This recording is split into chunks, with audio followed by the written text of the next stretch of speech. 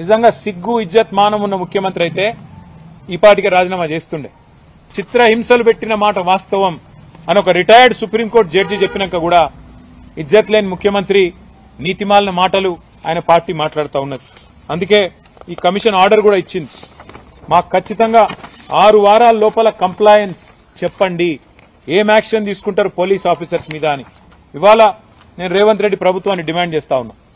ఏ అధికారులైతే police అధికారులు ఎక్స్ట్రాల్ చేసినరో, ఏ అధికారులైతే ఇవాళ NHRC చెప్తున్నదో చిత్రహింసలు పెట్టినారు, ఆడపిల్లల మీద అఘాయిత్యానికి పాల్పడ్డారని వాళ్ళని సర్వీస్ నుంచి డిస్మిస్ చేయాలి.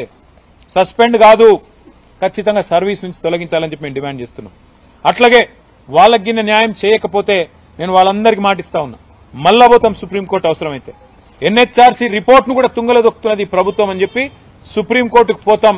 సుప్రీంకోర్టులోనే మరి మా లగచర్ల ఆడబిడ్డలకు న్యాయం జరిగేదాకా కొట్లాడతాం. అట్లాగే మరి ఇదే నివేదికలో చెప్తా ఉన్నారు, హోంమంత్రిగా ఉన్న ముఖ్యమంత్రి ఫెయిల్ అయిండు అని దీంతో అర్థమవుతున్నది. మరి హోంమంత్రి ఇప్పటివరకు నోరిప్తలేడు, ముఖ్యమంత్రి నోరిప్తలేడు. జరిగిన భూసేకరణ కూడా తప్పుడు పద్ధతుల్లో చేసినారని చెప్పి ఎన్హెచ్ఆర్సీ చెప్పింది.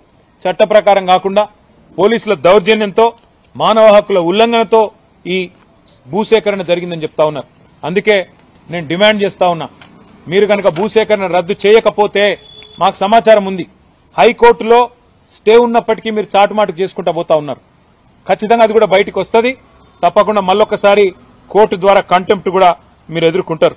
చిన్న పిల్లల మీద, విద్యార్థుల మీద, ప్రభుత్వ ఉద్యోగుల మీద, అక్కడ లేని వారి మీద కూడా కేసులు పెట్టినారని చెప్పి ఎన్హెచ్ఆర్సీ చెప్పింది.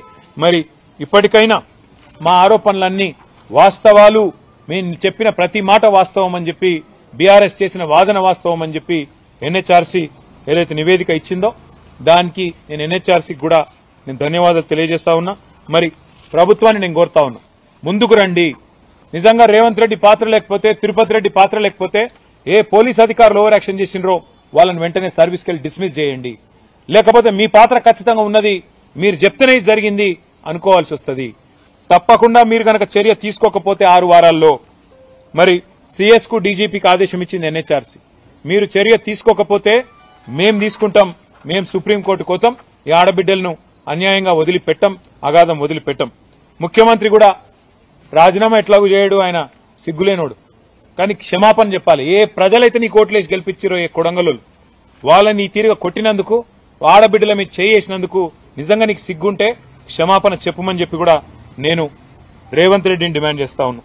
అట్లాగే ఇంకా కూడా వేధిస్తా ఉన్నారని తెలిసింది, ఇంకా కూడా బెదిరిస్తుండ్రట, ఇంకా కూడా పోలీసు వాళ్ళు వస్తుండ్రట, ఇంకా కూడా అధికారులు ఓవర్ యాక్షన్ చేస్తుండ్రట. వాళ్ళందరికీ నేను చెప్తున్నా, ఎవడెవడైతే ఓవర్ యాక్షన్ చేస్తుండో 3 ఏళ్లలో మా గవర్నమెంట్ వస్తుంది, రాసి పెట్టుకుంటాం. మీ ఓవర్ యాక్షన్లు, మీ అతిలు రిటైర్ అయిపోతే కూడా నేను మళ్ళా చెప్తున్నా, ఎక్కడున్నా పట్టుకొస్తాం.